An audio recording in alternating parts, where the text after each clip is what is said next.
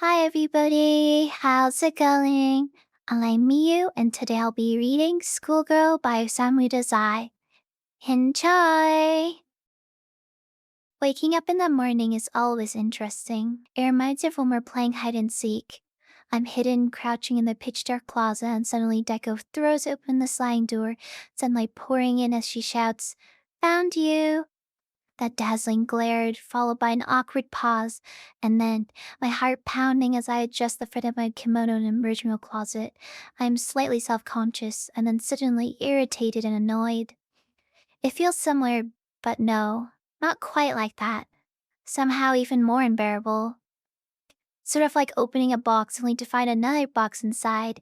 So you open that smaller box and again there's another box inside and you open it. And one after another, there are smaller boxes inside each other. So you keep opening them. 7 or 8 of them. Until finally what's left is a tiny box, the size of a small die. So you gently pry it open to find nothing. It's empty. More like that feeling. Anyway, it's a lie when they say your eyes just blink awake. Bleary and cloudy, then as the starch gradually settles to the bottom and the skin rises to the top, at last, my eyes fairly open. Mornings seem forced to me. So much sadness rises up I can't bear it. I hate it, I really do. I'm an awful sight in the morning. My legs feel so exhausted that already I don't want to do a thing. I wonder if it's because I don't sleep well. It's a lie when they say you feel healthy in the morning. Mornings are gray, always the same, absolutely empty. Lying in bed each morning, I'm always so pessimistic. It's awful, really.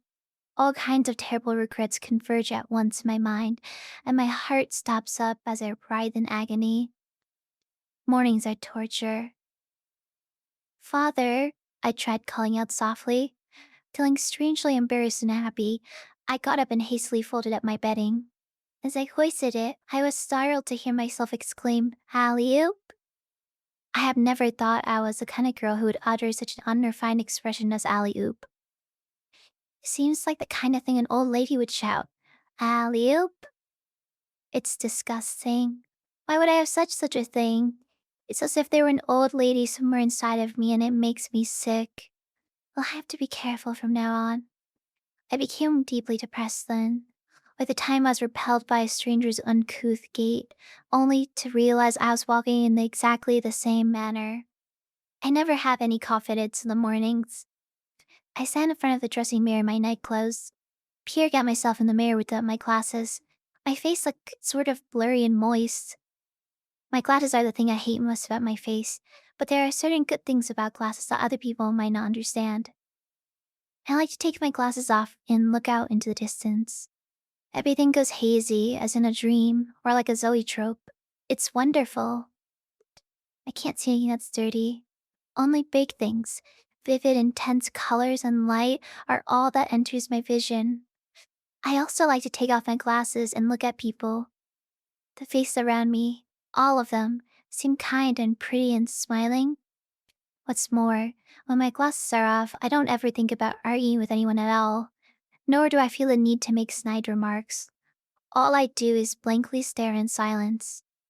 During those moments, thinking that I must look like a nice young miss to everyone else, I don't worry about the gawking. I just want to bask in their attention, and I feel really and truly mellow. But actually, glasses are the worst. Any sense of your face disappears when you put them on. Glasses obstruct whatever emotions that might appear on your face. Passion, grace, fury, weakness, innocent sorrow. And it's curious how it becomes impossible to try to communicate with your eyes. Glasses are like a ghost. The reason I hate glasses so much is because I think the beauty of your eyes is the best thing about people. Even if they can't see your nose or if your mouth is hidden, I think that all you need are eyes. The kind of eyes that will inspire others when they are looking into them, to live more beautifully. My eyes are just big saucers, nothing more to them. When I look closely at them in the mirror, it's disappointing. Even my mother says that I have unremarkable eyes. You might say that there is no light in them. They are like lumps of charcoal. It's that unfortunate. See what I mean? It's dreadful. When I see them in the mirror, Every time I think to myself, I wish I had nice eyes that sparkled softly, eyes like a deep blue lake, or eyes that look as if they reflect the big sky that you might look up at while laying in a lush green meadow with clouds floating by every so often. You might even see the shadow of birds in them. I hope I meet lots of people with lovely eyes. Today is May, I reminded myself, and my mood seemed to lighten a bit. In fact, I felt happy. Soon it would be summer. As I went out into the garden, I noticed strawberry flowers. The reality of father's death felt strange to me. That he had died, passed away, seemed impossible to understand. I couldn't wrap my head around it. I missed my older sister, or people I used to be friends with, or people I hadn't seen in a long time. I cannot stand mornings because it seems that I am always bleakly reminded of long gone times, and people I used to know, and their presences feel eerily close, like the scent of pickled radish that you just can't get rid of. The two dogs, Jappy and Poe, we call him Poe because he is the poor little thing, came running over. I had them both in front of me, but I only petted Jappy. Jappy's pale fur gleamed. Poe was dirty. As I was petting Jappy, I was perfectly aware of Poe next to him, who looked like he was about to start whining. I was also aware that Poe was crippled. I hate how sad Poe is. I can't stand how poor and pathetic he is, and because of that I am cruel to him. Poe looks like a stray dog, so there is no telling when he might get nabbed and killed. With his leg like that, he would be too slow to run away. Hurry, Poe. Go up into the mountains. No one's going to take care of you, so you might as well die. I am the kind of girl who will say or do unspeakable things, not just to Poe, but to anyone. I annoy and provoke people. I really am a horrid girl. Sitting down on the veranda while I rubbed Jappy's head, I gazed at the eye-drenching green of the leaves and had the pathetic urge to sit directly on the ground. I felt like trying to cry. I held my breath for a good while in order to make my eyes bloodshot, and I thought I might be able to squeeze out a tear, but it was no good. Maybe I've turned into an impassive girl. I gave up and started cleaning the house. While I cleaned, I happened to be singing a song from the movie, Tojin Okichi. I felt like I ought to look around, how amusing that I, who normally was wild about Mozart and Bach, would unconsciously break out into a song from Tojin Okichi. If I go on saying alley-oop when I hoist the bedding, or singing Tojin Okichi as I'm cleaning, there'll be no hope left for me. At this rate, I fear what crude things I might utter in my sleep. Still, there was something odd about it, and I rested the broom in my hand and smiled to myself. I changed into the underclothes I had finished sewing yesterday. I had embroidered little white roses on the bodice. You couldn't see this embroidery when I put on the rest of my clothes. No one knew it was there. How brilliant. Mother, who was very busy arranging someone's marriage, had gone out early this morning. Ever since I was little, Mother had devoted herself to other people, so I was used to it by now, but it really was amazing how she was constantly in motion. She impressed me. Father had done nothing but study, so it fell to Mother to take up his part. Father was far removed from things like social interactions, but Mother really knew how to surround herself with lovely people. The two of them seemed an unlikely pairing, but there had been a mutual respect between them. People must have often said about them, "What a handsome and untroubled couple, without any unattractive qualities." Oh, I'm so cheeky.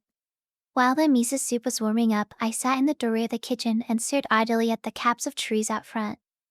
At that moment, I had the odd sensation that I had been staring like this for a very long time, and would be staring from now on, just like this, sitting here in the doorway to the kitchen, in the same pose singing the same thing looking at the trees out front. It felt as if the past, the present, and the future had collapsed into one single instant. Such things happened to me from time to time. I'd be sitting there, talking to someone, my gaze would wander off to a corner of the table and affix itself there, unmoving. Only my mouth would move.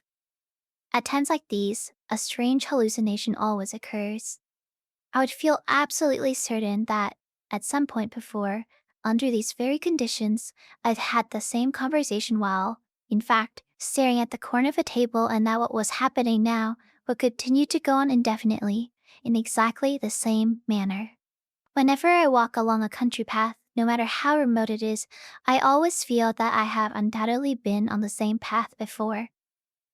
Whenever I walk along and pluck soybean leaves at the path's edge, I always think that I have surely been on the same path and plucked these leaves before. And I believe that, from then on, over and over again, I will walk along this path and pull soybean leaves from the exact same spots.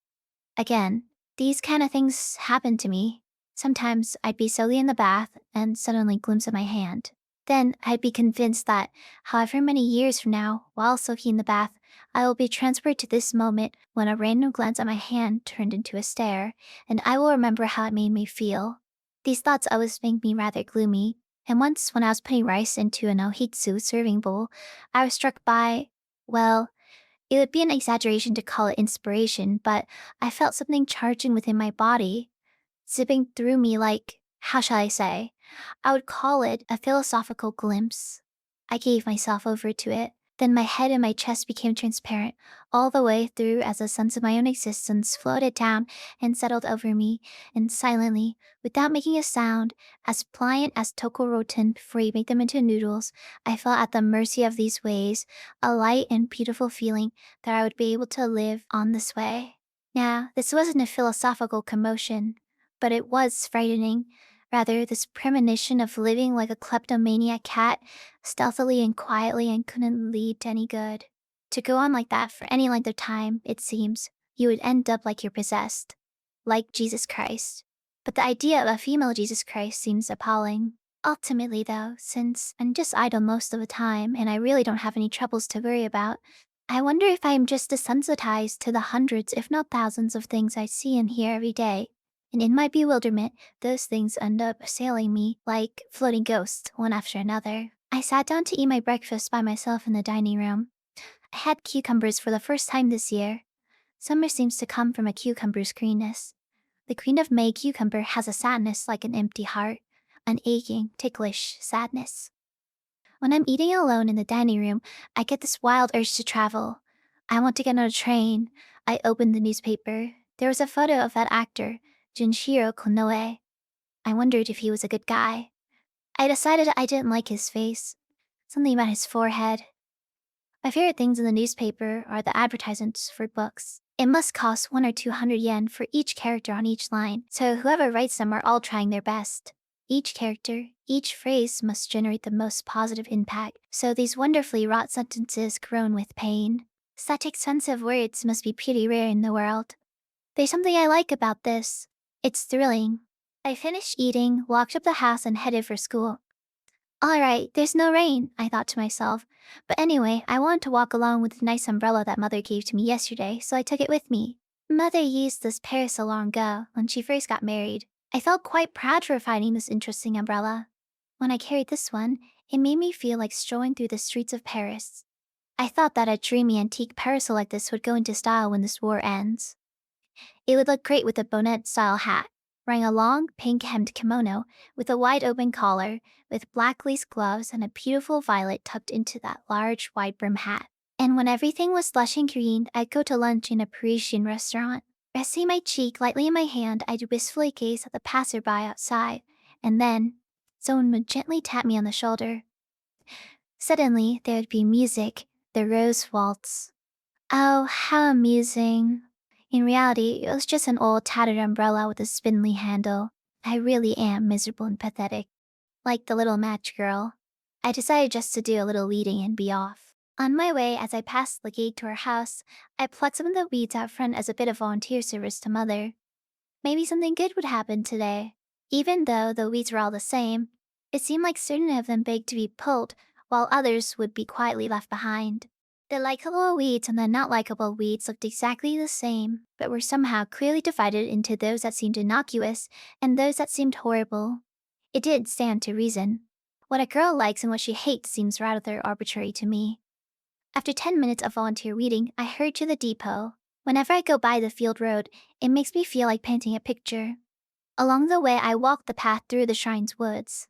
This was a shortcut that I had discovered all on my own. Walking on the path in the woods, I happened to look down and saw the short patches of barley growing here and there. Seeing this new green barley, I could tell that the soldiers were here this year as well. Like last year, there had been many soldiers and horses that came and stayed in the woods by the shrine. A little while later, I had come through here and saw the barley burgeoning like it was today. But that barley hadn't grown any taller. Again this year, the grains had spilled out of the buckets for the soldiers' horses and taken seed, and here in the dark woods that hardly saw any sunlight, the thin reeds sadly wouldn't grow any higher. They'd likely just wither away. I emerged from the path through the shrine's woods, and, close by the station, found myself on the road with 4 or 5 laborers. As usual, these guys spat out some nasty and unmentionable phrases in my direction. I hesitated, unsure of what to do. I wanted to pass them, but to do so, I'd have to thread my way amongst them in order to slip by them. That was scary. On the other hand, if I just stood there without saying anything and waited a good while till the laborers get far enough ahead of me, that would take much more guts. It would be rude, and they might get angry. My body grew hot. I felt like I was about to cry. I was ashamed to be on the verge of tears, so I turned and laughed in the direction of the guys. Then slowly, I started walking after them. That may have been the end of it, but even after I was on the train, my chagrin had not dissipated. I wish I would hurry up and grow stronger and pure so that such a trifling matter would no longer afflict me. There was an empty seat right by the train door, so I set my things down on it and smoothed the pleats on my skirt a little. But just as I was about to sit down, a man wearing glasses moved my stuff and sat down himself.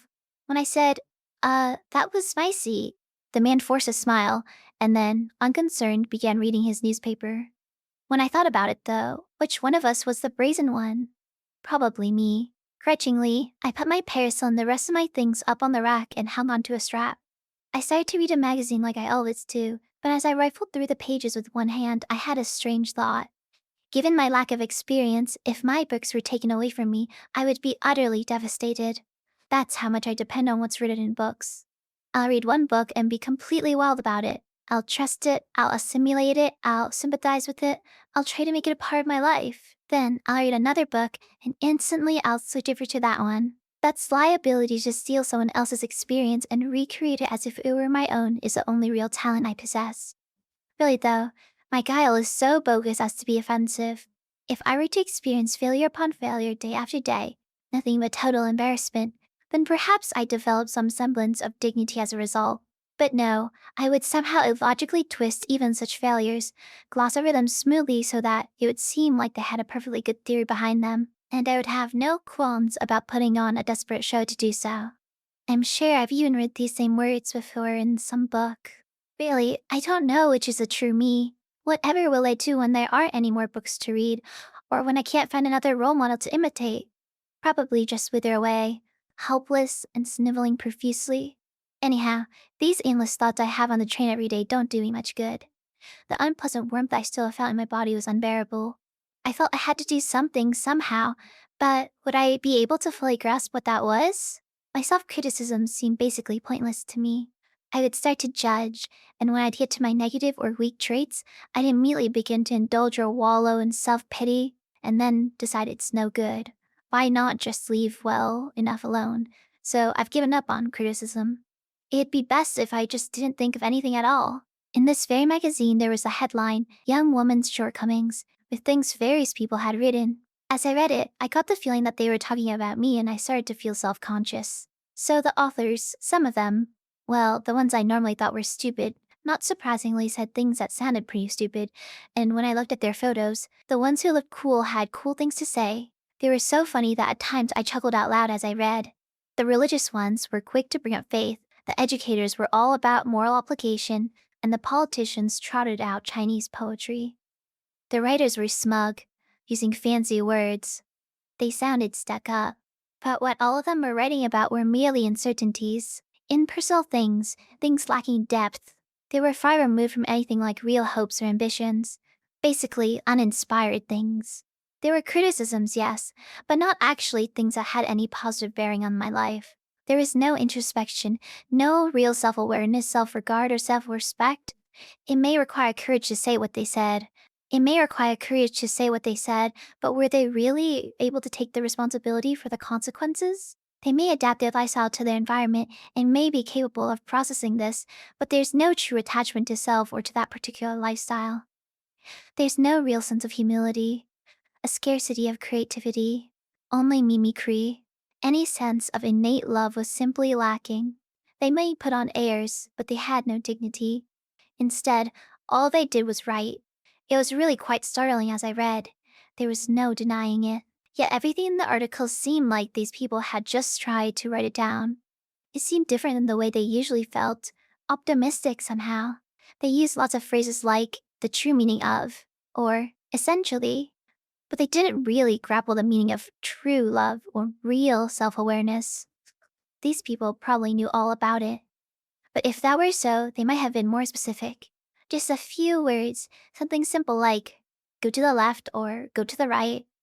If they could use their authority to show the way, it would be tremendously appreciated. Since we had already lost course on how to express love, if someone, instead of telling us not to do this or that, were to instruct us convincingly about what we ought to do, all of us would gladly pay heed. Doesn't anyone have any self confidence? I doubted that the people who had published their opinions here always felt the same way in every situation. They scolded us for not having any real hopes or ambitions, but if we were to pursue our true ideals, would these people watch and guide us along the way? We have a vague notion of the best place we should go, or the beautiful places we should like to see, or the kinds of places that would make us grow as a person.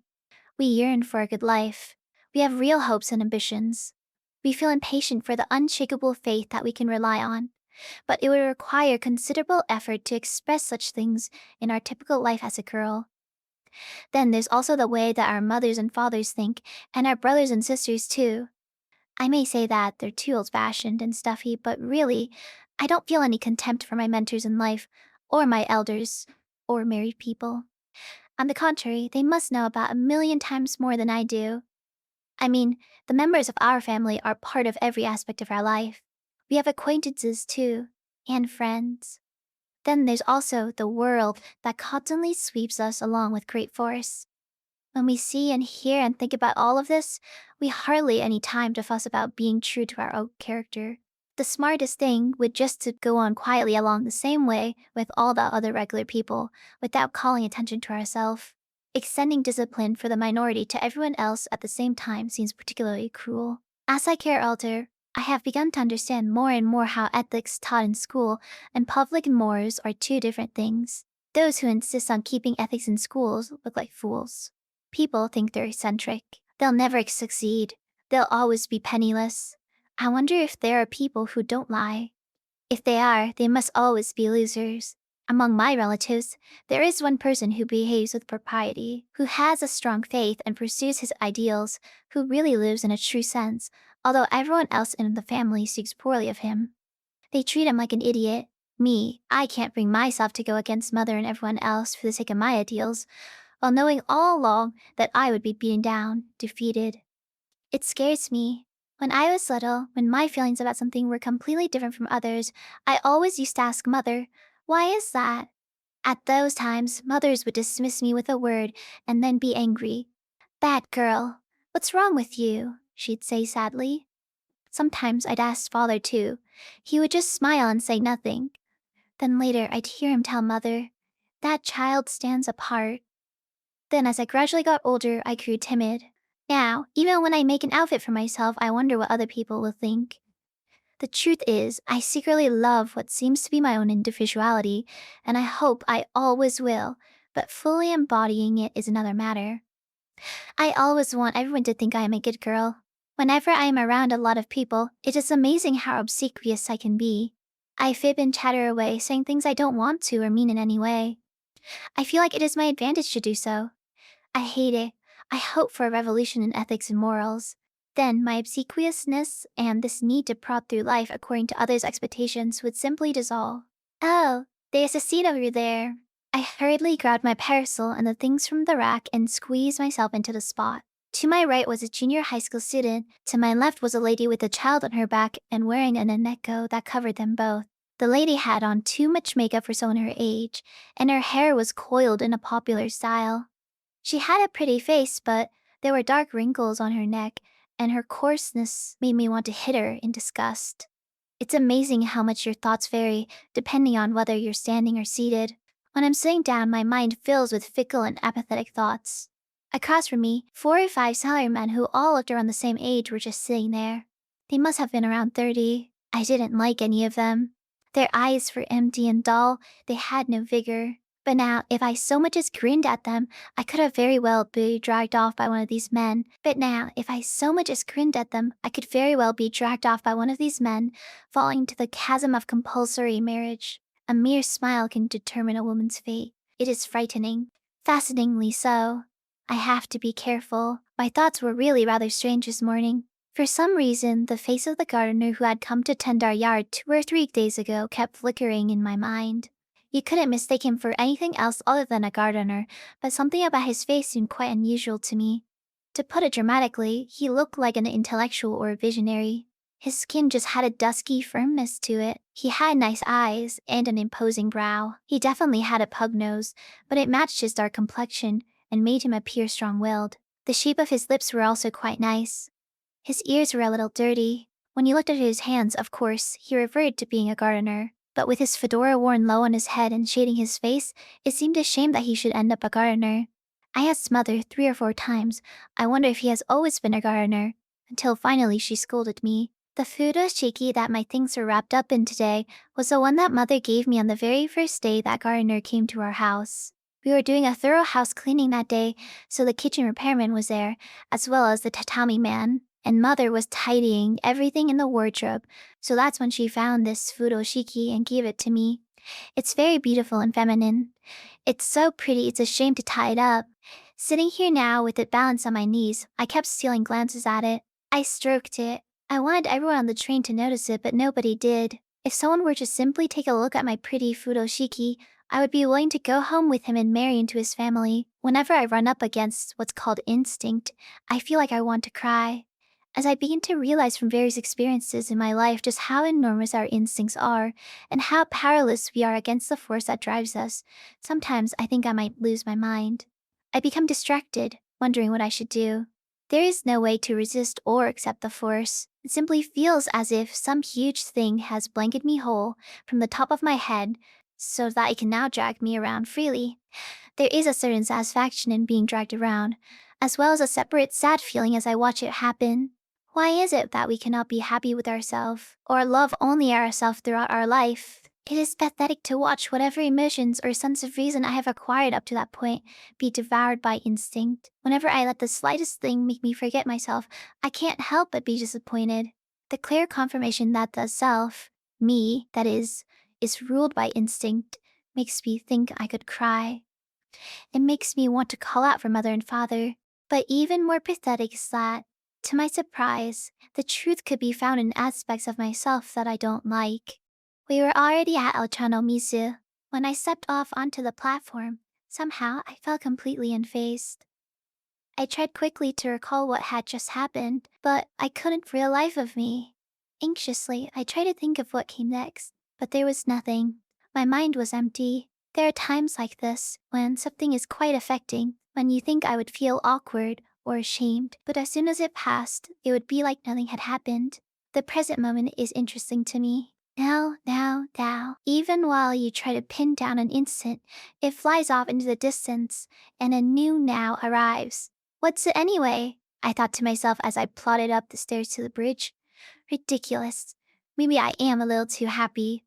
My teacher, Miss Kasugi, was beautiful this morning. As beautiful as my furoshiki. Miss Kasugi looked lovely in blue, and she wore a striking crimson carnation on her breast. But I would like this teacher a whole lot more if she wasn't so composed. She's a bit too poised, there's something unnatural about her. It must be exhausting to be her. And she seemed somewhat obscure. Like there are many things I don't know about her character. Like she seems gloomy, but she's trying too hard to be cheerful. Nevertheless, she is an attractive woman. It seems a shame for her just to be a school teacher. Her class isn't as popular as it used to be, but I, and I alone, still find her as charming as ever. She's like a young miss who lives in an old castle on the shore of a mountain lake. Ugh, I've praised her too much. I wonder why Miss Kasugi's lectures are always so stiff. Is she a fool? It makes me sad. She went on and on explaining to us about patriotism, but wasn't that pretty obvious? I mean, everybody loves the place where they were born. I felt bored. Resting my chin on my desk, I gazed idly out the window. The clouds were beautiful, maybe because it was so windy. There were 4 roses blooming in the corner of the yard. One was yellow, 2 were white, and 1 was pink. I sat there agape, looking at the flowers and thought to myself, there are really good things about human beings. I mean, it's humans who discover the beauty of flowers and humans who admire them. At lunchtime, people began telling ghost stories. Everybody screamed when Yasube told hers about the locked door, one of the 7 wonders of Ichiko, the first higher school of Tokyo. It was interesting, not so much spooky or psychological. But because of all the fuss, even though I had just eaten, I was hungry again. I ran over to the anpan lady and got a caramel bun. Then, once again, I fell in with all the others and their scary tales for a while. It seemed like every last one of them was just wild about ghost stories and all. I guess it's one form of excitement. And then, it wasn't a ghost story, but the talk about Usanosuke Kuhara was very amusing indeed. In the afternoon for art class, we all went into the schoolyard to practice sketching. For some reason, Mr. Ito always puts me on the spot. Like today, he made me be the model for his drawing. The old umbrella that I brought with me today received a warm welcome from everyone. It made quite a stir in class. So much so that even Mr. Ito heard about it, so he told me to take it and stand over by the roses in the corner of the schoolyard. He said that his drawing of me would appear in the next exhibition. All I had to do was be his model for 30 minutes. I was glad to be helpful, even the least, but it was very tiring to stand there facing Mr. Ito. That conversation was a bit too persistent and boring, maybe because he was paying me so much attention. Even when he was sketching me, the only thing he asked me about was me. I found it troubling and annoying to answer him. He seems like an ambiguous person. He has an odd laugh, and he's shy, even though he's a teacher. His utter diffidence makes me want to throw up. I could barely stand it when he said, "You remind me of my younger sister who died." I suppose he is a nice enough person, but his gestures are too much. By gestures, I should say that I myself use quite a lot of them. What's more, I employ them slyly to my advantage. I can be so pretentious that it's hard to deal with sometimes. I overcompensate so that I can become a monstrous little liar ruled by the conventions of poise, I might say, but then, this too is just another pose, so it's hopeless. As I stood there quietly, modeling for Mr. Ito, I prayed intently. Let me be natural. Let me be genuine. And I thought I would even give up reading books. I would scorn the pointless, haughty posturing, scorn its abstract way of living. There I go again, pondering the purposelessness of my day-to-day life, wishing I had more ambition, and lamenting all the contradictions in myself, when I know it's just sentimental nonsense. All I'm doing is indulging myself, trying to console myself. I give myself too much credit. Mr. Ito's drawing a son with a heart as impure as mine will surely be rejected. Why would that be beautiful? It's a terrible thing to say, but I guess it ends up making Mr. Ito look pretty stupid. He doesn't even know about the embroidered roses on my underclothes. Standing there silently, trying to keep still, I had a sudden and intense desire for money. All I needed was 10 yen. The book I really wanted to read was Madame Curie. Then, unexpectedly, I wished for Mother to have a long life. Being Mr. Ito's motto was strangely difficult. It was exhausting. After school, the temple priest's daughter, Kinku, and I snuck over to Hollywood and got our hair done. I was disappointed when I saw the finished product since it wasn't what I had asked for. No matter how you looked at it, I didn't look cute at all. I was wretched, totally dejected. I had slipped over here just to have my hair done, and now, to feel like such a scruffy hen made me deeply contrite. I felt scornful of myself for having come here. Kinko, on the other hand, was gleeful. "I wonder if I should go to my Omiai meetings like this," she suggested brusquely, apparently under the illusion that before long her own marriage was sure to be arranged. She went on, "What color flowers should I wear with this hairstyle?" And then, "When I wear a kimono, which style obi is best?" she asked in all seriousness. Kinko really is an adorable fool. When I asked her sweetly, "With whom is your omiai?" she answered straightforwardly, "Every man to his trade, or so they say." A little surprised, I asked, "What does that mean?" I was even more surprised when she replied, "It's best for a temple daughter to become a temple bride. I'll never have to worry about where my next meal comes from." Kinko seems to lack any trace of personality, and, as a result, Her femininity is at full tilt. I only know her because we sit next to each other at school, and I don't consider us particularly close. But Kinko tells everyone that I am her best friend. She's a lovely girl. She sends me letters every day and is generally very nice to me, which I appreciate, but today she was a little too jolly, which, not surprisingly, had put me off. I said goodbye to Kinko and got on the bus. For some reason, I felt kind of glum. There was a disgusting woman on the bus. The collar of her kimono was soiled, and her unkempt red hair was held up with a comb. Her hands and feet were dirty, and she wore a sullen look on her darkly, ruddy, androgynous face. Ugh, she made me sick. The woman had a large belly. From time to time she smiled to herself. The hen. There really was no difference between this woman and me, having snuck off to Hollywood to have my hair done. I was reminded of the lady next to me on the train this morning with the heavy makeup. Ugh, so vile. Women are disgusting. Being female, I am all too familiar with the impurity found in women. It sets my teeth on edge with revulsion. It's as if that unbearable raw stench that clings to you after playing with goldfish has spread all over your body, and you wash and wash, but you can't get rid of it. Day after day, it's like this until you realize the she odor has begun to emanate from your own body as well. I wish I could die like this, as a girl. Suddenly, I think I want to be sick. If I contracted a serious enough disease, and I were to sweat so profusely that I washed away, perhaps then I would be cleansed and pure. In this lifetime, it is really impossible to escape. I am beginning to understand the significance of a steadfast religion. I felt a little better after I got off the bus. Maybe I should not take public transportation. I can't stand how unpleasantly warm the air is. Nature is good. Walking along with my feet on the ground, I feel better about myself. I really am a bit of a scatterbrain. I'm happy-go-lucky. I sing softly. Let's go home, let's go home. What do you see on your way home? Look at the onion field, let's go home.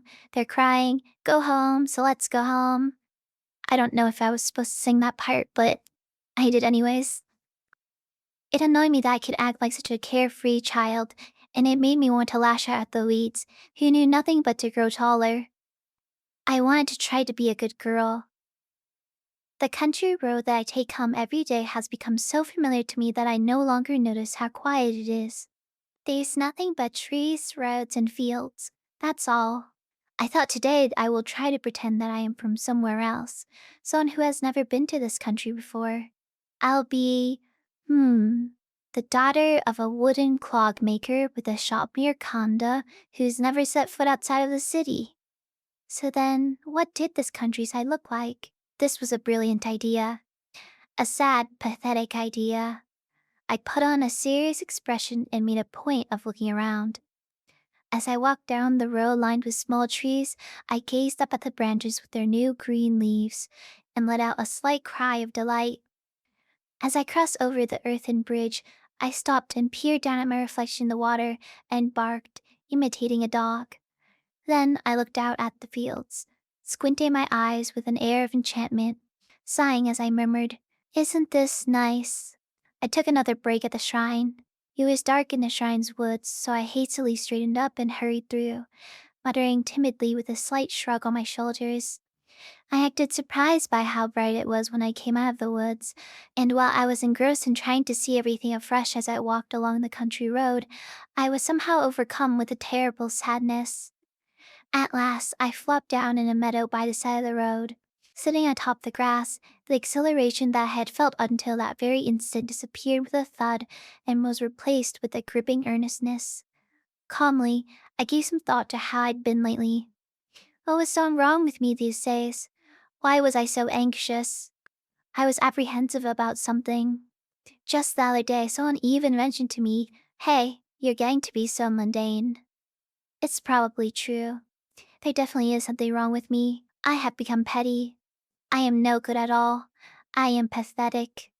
Out of the blue, I nearly cried out of the top of my lungs. Pshaw. As if a loud holler was going to cover my gutlessness. I have to do something more. Maybe I am in love. I lay back on the green meadow. "Father!" I tried calling out. "Father! Father!" The sunset afterglow is beautiful, and the evening haze is pink.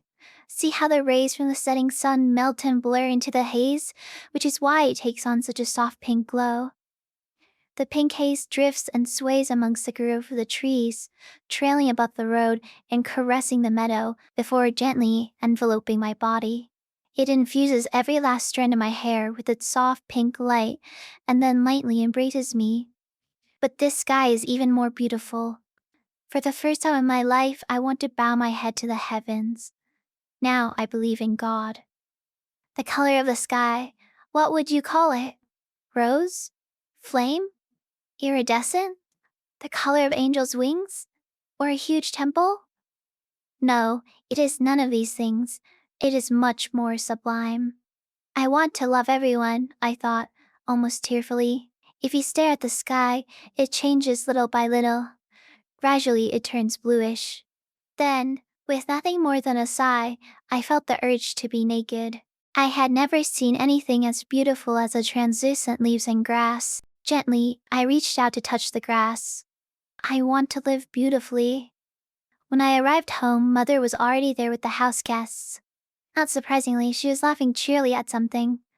When it is just the two of us, no matter how hard she laughed, Mother never made a sound.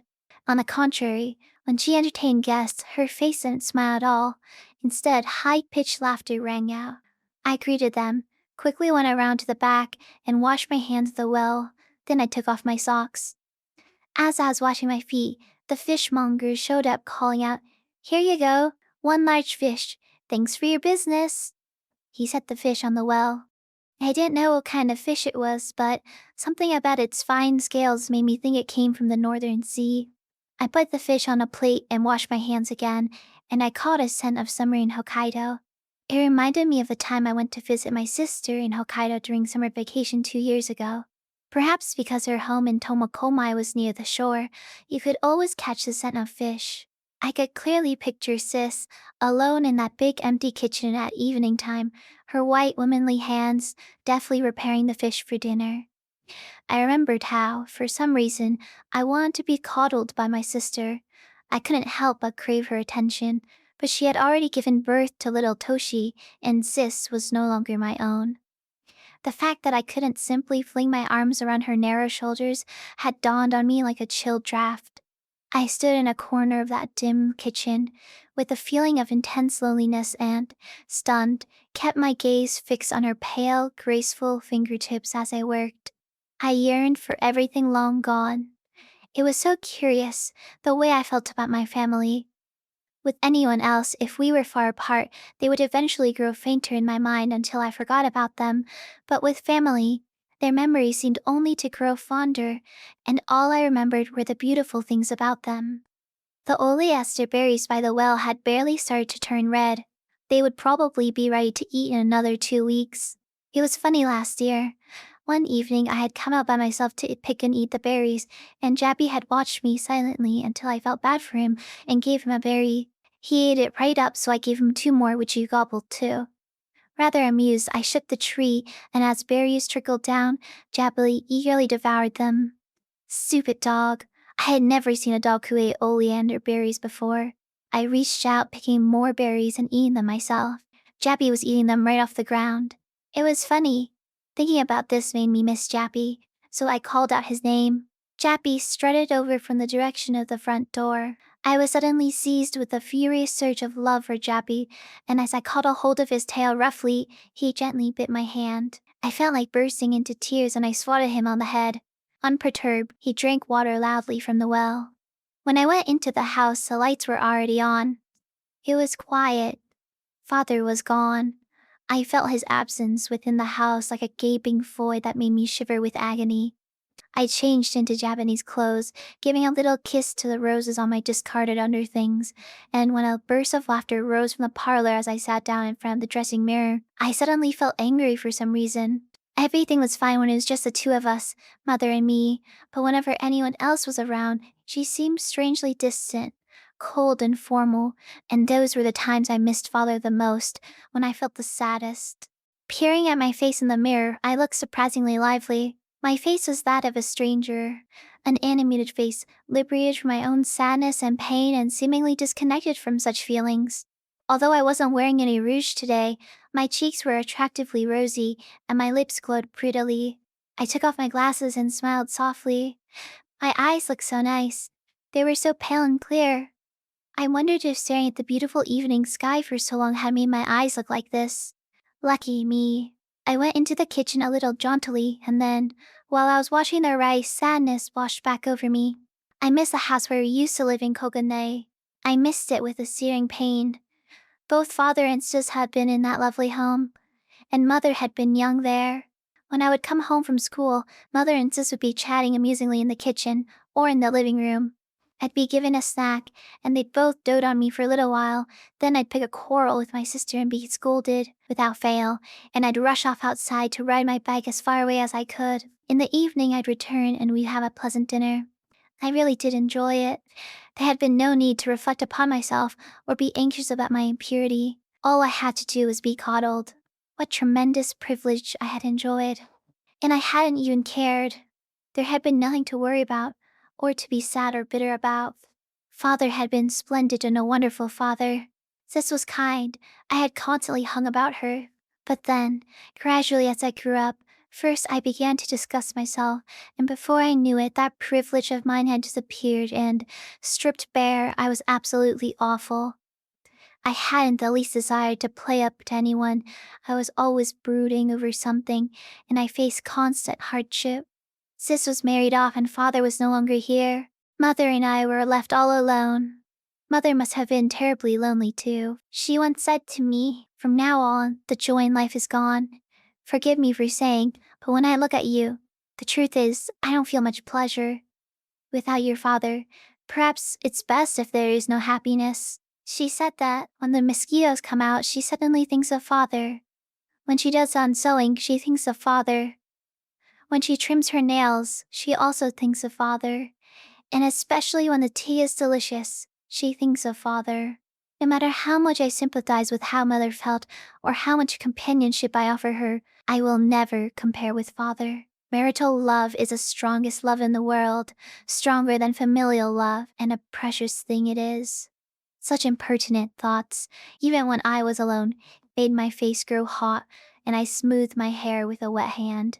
Swishing the rice as I washed it, mother seemed very dear and pitiable to me. I ought to cherish her with all of my heart. I would take this silly wave out of my hair immediately and grow my hair much longer. Mother has never cared for short hair on me, so if I grow it out and then show her how it looks done up properly, I bet she'll be pleased. But to do something like that out of sympathy for mother seems absurd. Horrible, really. When I think about it, my irrationality these days is definitely related to mother. I want to be a good daughter whose feelings are perfectly in sync with mother's, and just because of that, I go to absurd lengths to please her. The best thing would be if mother could just intuit how I feel, without my saying anything, and she could rest easy. No matter how selfish I am, I will never do anything to make myself a laughingstock. Even in my pain and loneliness, I will still protect what is important. Since I love mother in this house so dearly, she should have absolute confidence in me and just be carefree and relaxed. I will make sure to do a good job. I will keep my nose to the grindstone. It would be my greatest pleasure. It's the way I should be living anyway. But nevertheless, mother still treated me like a child, without the slightest faith in me. Mother loved it when I said childish things. She acted so thrilled the other day when I made a show of pulling out the ukulele, plucking away on it, and being silly for her. "Oh, is it raining? Are those raindrops I hear?" she feigned, teasing me, and she probably thought I was actually being serious about some ukulele. I felt so wretched I wanted to cry. Mother, I'm an adult now. I know about the world now. Don't worry, even talk to me about anything. If you were to confide everything in me, even things like our household budget, telling me exactly how it is, then I certainly wouldn't pester you to buy me shoes. I'll be a steady and frugal daughter. Really and truly. In spite of all that. Oh, in spite of all that. Wasn't that the name of a song? I chuckled to myself. At some point, I realized I was standing there like an idiot, both hands idly thrust into the cooking pot, my thoughts ranging from one thing to another. Oh, I almost forgot. I had better offer the guests something for supper. What should I do with that big fish? In the meantime, I should cut it into 3 pieces and marinate them in miso paste. That would make it taste great. With cooking, you just have to trust your intuition. There was a bit of cucumber left, so I put that out and doused it with sanbaizu sauce. Then, my specialty, egg omelet. Then, one more dish. Yes, that's it. I'll cook rococo. This is something that I invented. Various and sundry items found in the kitchen are mingled on each plate. Ham and omelet, parsley, cabbage, spinach. Beautifully and skillfully arranged, economical and trouble-free, if perhaps not the least bit delicious. But it presents a surprisingly lively and gorgeous table, and manages to appear as a quite sumptuous meal. There was the green grass of the parsley beneath the omelet, then beside the coral reef of the pink ham poked its head out, and the golden cabbage leaves were spread out on the plate like petals on a tree peony, or like a fan of feathers, with lush spinach, a pasture or lake perhaps. Serve 2 or 3 plates like this, and guests will be unexpectedly reminded of King Louis. Of course, that won't happen, but anyway, since I can't offer much in the way of cooking, the least I can do is try to fool guests with something beautiful that bedazzles them with its outward appearance. With cooking, it's all about the way it looks. That's usually enough to fool anyone, but cooking rococo requires a particular artistic inclination. You must have an uncommonly keen sense of color, or at least my level of delicacy. When I looked up the word rococo in the dictionary the other day and saw that it was defined as a decorative style that was elaborate yet devoid of substance, I had to laugh. It was an apt description. Heaven forbid if beauty were to have substance. Genuine beauty is always meaningless without virtue. It goes without saying. Which is why I love rococo. As always happens, while I was busy preparing the meal and adding things here and there, I was overcome with an extreme emptiness. I felt depressed and dead tired. I lapsed into overload from all my efforts. Nothing mattered anymore. In the end, who cares? I told myself desperately, and no longer concerned with taste or appearance, I flung things about in a messy clatter. Looking decidedly displeased, I brought the meal to the guests. Today's visitors were particularly depressing, Mr. and Mrs. Imada from Amori, and their son Yoshio, who turned 7 this year. Mr. Imada was probably already near 40, but he had the pale complexion of a handsome man, which disgusted me. Why did he have to smoke those Shikishima cigarettes? For some reason, filters on cigarettes seemed dirty to me. If you were going to smoke, then it had to be unfiltered. Smoking the Shikishimas throws a person's whole character into question. He looked up at the ceiling each time he exhaled smoke, saying, I see. Is that right? He said he was teaching night school now. His wife was timid and petite and unrefined. At every boring comment, she convulsed with laughter, her face almost pressed against the tatami mat. Was it really so funny? And was she under the impression that it was so classy to prostrate herself while laughing so excessively? These people seemed like they were the worst rank in today's world, the filthiest. Were they what they call petite bourgeoisie? Or some kind of minor bureaucrat? And the child was a bit too saucy, there wasn't anything animated or genial about him. Despite my feelings, I forced myself to bow and smile and chat, saying how cute Yoshio was and giving him a pat on the head. Since I was the one lying outright and tricking them all, maybe the Imadas were more pure and innocent than I was. Everyone ate my rococo cooking and praised my skill, and even though I felt like crying, either out of loneliness or exasperation, I tried to put on a happy face. Finally, I joined them in the meal, but Mrs. Imada's persistent yet empty and ignorant flattery eventually stirred my bile. Alright, no more fibbing. I looked at her sternly and said, This meal isn't delicious at all. There's nothing to it. Really, it was a last-ditch measure on my part.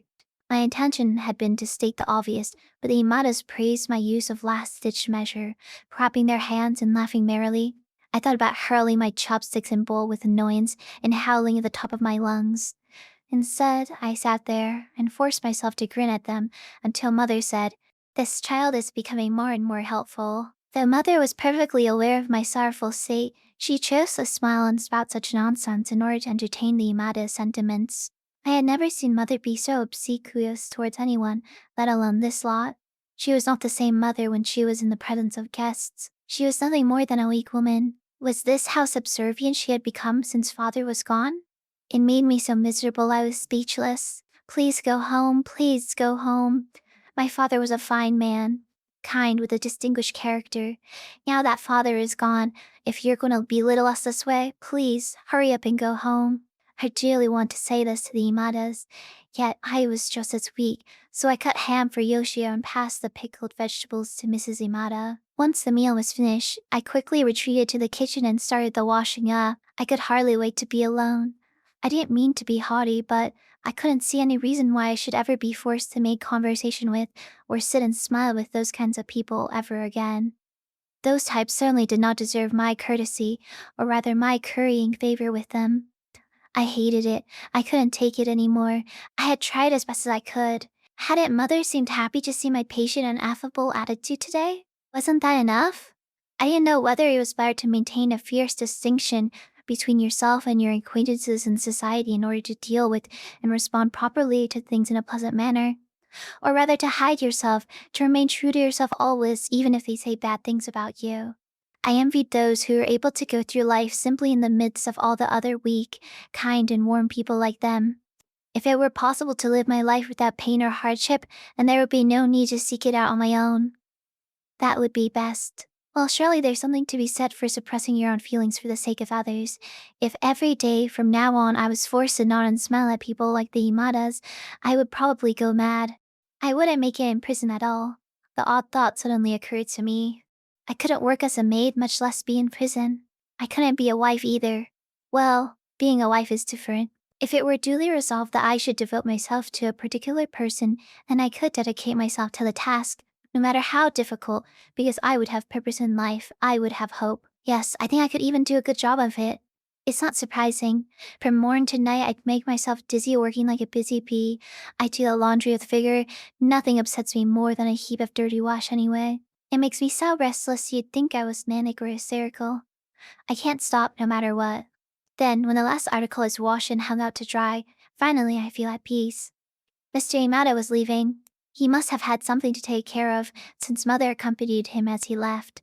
The mother who followed him in acquiescence bothered me too, and this wasn't the only time Imada had availed himself of Mother's assistance, but the Imada's impudence was so impaling it made me want to give them a wallop. I saw them all off as far as the gate and stood there alone in the dusk, staring at the road and felt like trying to cry. In the mailbox were 2 letters and the evening edition. One letter was addressed to Mother, a circular for a sale on summer items from Matsuzakaya department store. The other letter was for me, from my cousin Jinji. He is being transferred to a regiment in Mibashi. Send my best to your mother, he wrote in his brief note. As an officer, you can't expect a particularly remarkable lifestyle, but I envy such a rigorously efficient and disciplined daily existence. It must be easier to relax when someone always told you who you are and what to do. For instance, right now, if I wanted to do nothing, then I could just do nothing. My circumstances are such that I could be as bad as I wanted. But then again, if I felt like studying, I could study for as many hours on end as I liked. If someone were to give me a particular limit to abide by, to start here and use as much effort and finish there, you would have no idea how much it would assuage my mind. I think I rather would appreciate a certain amount of constraint. I read in a book somewhere that soldiers in battle at the front had only one desire, to sleep soundly. And while on one hand I feel sorry for those soldiers, I am also terribly envious of them. To break free from this vexatious and awful never-ending cycle, this flood of outrageous thoughts, and to long for nothing more than simply to sleep. How clean, how pure, the mere thought of it is exhilarating. If someday I could live a military life and be disciplined harshly, then I just might be capable of being a self-contained, beautiful daughter. There may be people, like Jinji's younger brother Shin for instance, who are compliant even though they aren't in the military. But me? I'm such a horrible girl. Really, I am. Shin is the same age as I am, but I don't really understand why he's such a good kid. Shin is my favorite relative. Actually, he's my favorite person. Shin is blind. How dreadful it must be to lose your eyesight when you're young. I wonder what it's like for him, on a quiet night like this one alone in his room. The rest of us, when we're feeling forlorn, we can read a book or look out at the landscape, and that might distract us a bit, but Shin can't do that. All he can do is sit there quietly. Shin studies twice as hard as anybody, and he's good at swimming and tennis too. But what is this kind of loneliness or pain like for him? Last night, I was also thinking about Shin, and when I got into bed, I tried keeping my eyes closed for 5 minutes. Even just lying in bed with my eyes shut, 5 minutes felt so long I couldn't breathe. But morning, noon, night, day after day, month after month, she never saw anything. I would be happy if he ever whined or lost. I would have been happy if he ever whined or lost his temper or acted selfish, but he never did. I have never heard him complain or say anything bad about anyone. In fact, he always has an innocent look and a cheerful way of speaking, and that comes across all the more clearly to my mind. My thoughts wandered while I swept the parlor and prepared the bath.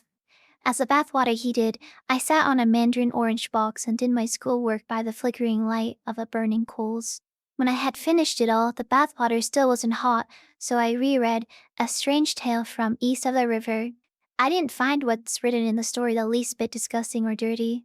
But there were times when the author's pretensions stood out, which somehow reminded me of how old-fashioned and how unreliable he was.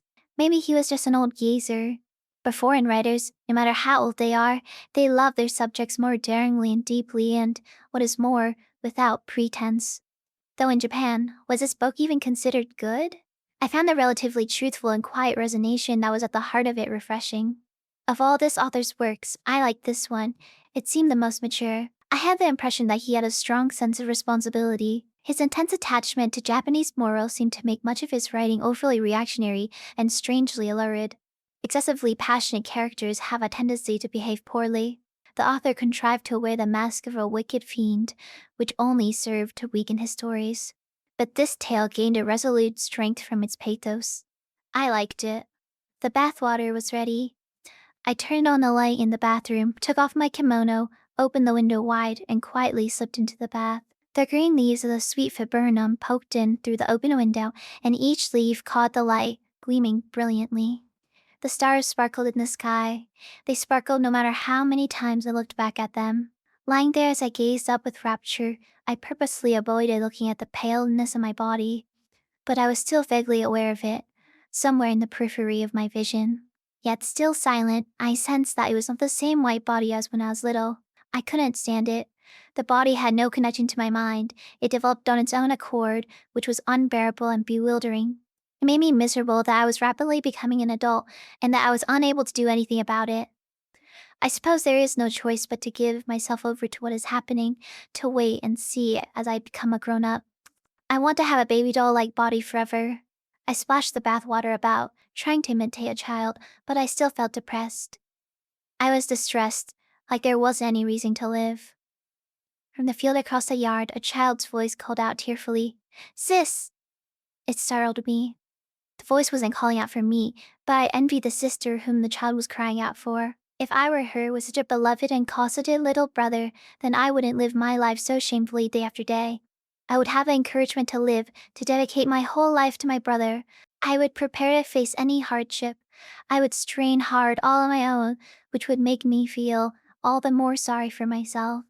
After my bath, I went out into the yard, the stars still occupying my mind for some reason tonight. The sky was filled with them. Summer's almost here. I could hear the frogs croaking. The barley sowed. No matter how many times I look across the sky, the infinite stars continue to gleam. Last year. No, it wasn't last year, it was a year before last already. I had insisted on going for a walk, and even though he wasn't well, Father took a walk with me. Father was always young. He taught me the German song that goes something like, "Until you are 100, until I am 99. And we talked about the stars and tried to come up with impromptu poems. Wonderful Father, walking with a cane, spewing spittle and blinking his eyes constantly as we walked together. As I looked up at the stars silently, I could remember Father with perfect clarity. In the year or two since then, little by little I had become a horrible girl. I had so many secrets of my own now. I went back to my room and sat down, chin in my hand, and gazed at the lily that was on my desk. It had a lovely perfume. With the scent of lilies around, I could sit like this by myself forever, and never have an impure thought. I had bought this lily from the florist yesterday evening on my way home from a walk to the station, and since then it had seemed to have transformed my room. Its refreshing perfume hitting me the moment I slid open the Fusama door. I was immensely comforted by it. Sitting here now, staring at the lily, I was struck with the realization. An actual physical sensation that was greater than Solomon's glory. Suddenly, I remember the time when I was in Yamagata last summer. We had gone to the mountains and I was surprised to see an astonishing number of lilies growing halfway up a hill. It was such a steep precipice. I knew there was no way to climb up there, no matter how much I wanted to. All I could do was look. But there happened to be a miner nearby who quietly clambered up the cliff, and in no time he collected more lilies than he could carry with both hands. Then, without the least hint of a smile, he handed all of them over to me. There were so many flowers. No one had ever received so many flowers, not on any magnificent stage or at the most extravagant wedding. This was the first time I understood what it's like to feel dizzy from flowers. I could barely manage to carry that enormous white bouquet with my arms open wide. I couldn't see the front of me at all. Such a kind and very admirable young hard-working miner. I wondered what he was doing now. All he had done was bring me some flowers from a hard-to-reach place, but now, whenever I see lilies, I think of the miner. I opened the desk drawer and rummaged around to find my folding paper fan from last summer. It had a Genroku-era woman waywardly sprayed on the white background, and next to her, 2 green Chinese lantern plants have been added. This fan suddenly summoned last summer like a vapor. The days in Yamagata, being on the train, wearing yukata, and watermelon, the river, cicadas, and wind chimes. I had a sudden urge to take the fan and get off the train. I like the feeling of opening a fan. The clattering of the ribs unfurled, the sudden lightness. As I played at swirling it around, Mother came home. She was in a happy mood. "Oh, I'm so tired," she said, but her face belied her words. It was just as well. She liked taking care of other people's business for them. It was quite a complicated matter, she went on as she changed out of her kimono and got into the bath. After her bath, while the 2 of us were drinking tea together, Mother wore a curious smile, and I wondered what she was about to tell me. "You know how you said you've been wanting to see the barefoot girl? If you really want to go see it, then I'll let you. In exchange, would you rub my shoulders a little tonight? It would make it all the more enjoyable if you have to work for it." I was overjoyed. Of course I wanted to see the movie The Barefoot Girl, but since lately all I've done was loaf around, I had hesitated. Knowing just how I felt, Mother had given me something to do so that I could go see the film. Knowing just how I felt, Mother had given me something to do so I could go see the film triumphantly. I was so happy I beamed with love for Mother. It seemed like it had been a very long time since Mother and I spent the evening like this at home, just the 2 of us. Mother had a large number of acquaintances. She tried so hard not to do anything that would incur ridicule. As I massaged her shoulders, I could feel her weariness, as if it was being transferred into my own body. I ought to cherish her, I thought. I felt ashamed about the earlier resentment I had harbored toward Mother when Imada had been here. "I'm sorry," I formed the words softly. "I only ever think of myself," I thought. "I let myself be coddled by her to my heart's content, and then take such a reckless attitude with her. I can't begin to imagine how hurtful or painful it must be for her. Instead, I always avoid thinking about it. Mother has really grown weaker, ever since Father had been gone. And look at me, despite always going to Mother with the things that were difficult or unbearable, when Mother depends on me for the slightest thing, I'm appalled, like I've seen something filthy, which is really terribly selfish. Indeed, Mother and I are both as weak as the other. From now on, I would be content with our life, just the 2 of us, and I would keep Mother's happiness in mind, bringing up the past and talking about Father all day if she liked. I would make Mother the center of my days. This would give me an admirable sense of purpose. In my heart, I worry about Mother and want to be a good daughter, but my words and actions are nothing more than that of a spoiled child. And lately, there hasn't been a single redeeming quality about this child like me. Only impurity and shamefulness. I go about saying how pained and tormented, how lonely and sad I feel, but what do I really mean by that? If I were to speak the truth, I would die. While I am perfectly aware of what I should do, I can't even utter the words. All I do is feel wretched, and in the end, I fly into a rage.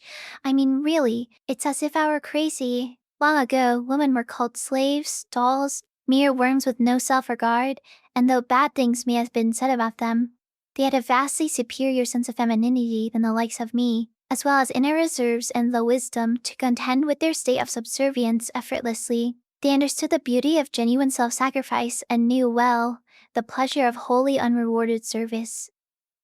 "Ah, my masseuse, you're quite good at this," Mother teased me the way she always did. "You think so? That's because I do it with all of my heart. But you know, giving massages isn't my only strong point. I'd be so discouraged if it were. There are more good parts of me." Having uttered the candid thoughts in my head, they sounded rather refreshing, and I realized that for the past 2 or 3 years I have felt unable to express myself so clearly and without affectation. I was thrilled by the possibility of a new, calm me, one who had emerged after I had simply accepted my place. After her massage, I wanted to offer something else as another form of thanks to Mother tonight, so I thought I would read her a passage from Heart. Mother was glad to see me reading this kind of book. The other day when I was reading Belle de Jour by Joseph Kessel, she had calmly taken it from me and glanced at its cover with a dark look. And although she had given it right back to me without saying anything, for some reason I no longer had any interest in reading any further. I'm sure Mother hasn't read Belle de Jour, but nevertheless she seemed to have intuited what it was about. In the quiet of the evening, as I read Heart aloud on my own, my voice seemed to echo ridiculously loudly, and at times while I was reading, I felt foolish and awkward in front of Mother. Because it was so quiet, any silliness seemed conspicuous. Whenever I read Heart, I am as deeply affected as I was when I read it as a child, and I love the way my own heart feels genuinely purified. But somehow, reading it aloud seemed quite different from reading it to myself, and the effect unnerved me. Still, Mother cast her eyes downward and wept when I read the parts about Enrico and Garone. My own mother is as fine and beautiful a mother as Enrico's mother. Mother went to bed before I did. She had been out and about since early this morning, so she must have been exhausted. I fixed her futon for her, pressing the edges of the cover to tuck her in. Mother always falls asleep as soon as she gets into bed. I then went to do laundry in the bathroom. Lately, I've had the strange habit of starting my wash when it's nearly midnight. It seems a shame to waste the daylight hours splattering about, but I suppose maybe it's the other way around. From the window I could see the moon. Crouching as I scrubbed, I smiled softly at the moon. The moon pretended not to see me. At that same moment, I became convinced that somewhere, another sad and pitiful girl was doing the wash and smiling softly at this very moon. She was definitely smiling. There she was now, a suffering girl, quietly doing the wash by the back door late at night, in a house at the summit of a mountain in the distant countryside. And there, on the back streets of Paris, in the corridor of a squalid flat, a girl just my age was furtively laundering her things and smiling at the same moon. I hadn't the slightest doubt. I could see her as clearly as if through a telescope, in distinct and vivid color in my mind. Nobody in the world understood our suffering. In time, when we became adults, we might look back on this pain and loneliness as a funny thing, perfectly ordinary, but how were we expected to get by, to get through this interminable period of time until that point when we were adults? There was no one to teach us how. Was there nothing to do but leave us alone like we had the measles? But people died from the measles or went blind. You couldn't leave them alone. Some of us in our daily depressions and rages were apt to stray, to become corrupted irreparably so, and then our lives would be forever in disorder. There were even some who would resolve to kill themselves, and when that happened, everyone would say, "Oh, if only she had lived a little longer, she would have known. If she were a little more grown up, she would have figured it out." How saddened they would all be. But if those people were to think about it from our perspective and see how we had tried to endure, despite how terribly painful it all was, and how we even tried to listen carefully, as hard as we could, to what the world might have to say, they would see that in the end, the same bland lessons were always being repeated over and over, well, merely to appease us, and they would see how we always experience the same embarrassment of being ignored. It's not as though we only care about the present. If you were to point to a faraway mountain and say, "If you can make it there, it's a pretty good view," I'd see that there's not an ounce of untruth to what you tell us. But when you say, "Well, bear with it just a little longer.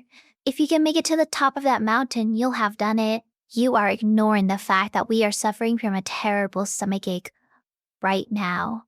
Surely, one of you is mistaken to let us go on this way. You're the one who is to blame. I finished washing and straightening up the bathroom, then snuck open the Fusuma door, and there it was, the lily's perfume. How refreshing. It was as if I had become transparent. To the bottom of my heart, you might even call what I felt sublime nihility. As I quietly changed into my night clothes, I was startled when Mother, whom I thought had been fast asleep, suddenly started speaking with her eyes still closed. Mother does this kind of thing sometimes, and it takes me by surprise. "You said you wanted summer shoes, so I looked for some while I was in Shibuya today. Shoes have gone expensive too, haven't they?" It's okay. I don't really want them anymore. But don't you need them? I guess so. Tomorrow will probably be another day like today. Happiness will never come my way. I know that. But it's best to go to sleep believing that it will surely come. Tomorrow it will come. I purposely made a loud thump as I fell into bed. Ah, that feels good. The futon was cool, just the right temperature against my back, and it was simply delightful. Sometimes, happiness arrives one night too late. The thought occurred to me as I lay there. You wait and wait for happiness, and when you finally can't bear it any longer, you rush out of the house, only to hear that a marvelous happiness arrived the following day at the home you had abandoned, and now it was too late. Sometimes, happiness arrives one night too late. Happiness. I heard Poe walking around the yard. Pitter patter, pitter patter. Poe's footsteps are distinctive. His right foreleg is a little shorter, so he's bow-legged like a crab, so there's a peculiar sadness to his footsteps. He often wandered around the yard like this in the middle of the night, and I wondered what he was doing. Poe is such a poor thing. I had been mean to him this morning, but tomorrow I would show him some affection. I have the miserable habit of not being able to fall asleep unless I cover my face completely with both hands. I put my hands over my face and I lay there. Falling asleep is such a strange feeling. It's like a carp or an eel is tugging on a fishing line, or something heavy like a lead weight is pulling on the line that I'm holding with my head, and as I doze off to sleep, the line slackens up a bit. When that happens, it startles me back to awareness, then it pulls me again. I doze off to sleep. The line leases a bit again. This goes on 3 or 4 times, and then, with the first really big tug, this time it lasts until morning. Good night. I'm Cinderella without her prince. Do you know where to find me in Tokyo? You won't see me again. And that is Schoolgirl by Osamu Dazai. This book feels so ahead of its time, and it's so interesting yet frightening how Dazai was able to perfectly capture so closely to how I feel my everyday life. I constantly live life through a cynical, judgmental yet anxious and fearful perspective, and the way that Dazai was able to write everything into a small snapshot of a schoolgirl's daily life is really what makes this book so compelling and lovable to me. I relate to a lot of the characters in Dazai's works, and in one way it makes me feel understood, but in another it makes me feel like all of my lived experiences can simply be amounted to the accumulation of thoughts of those before me.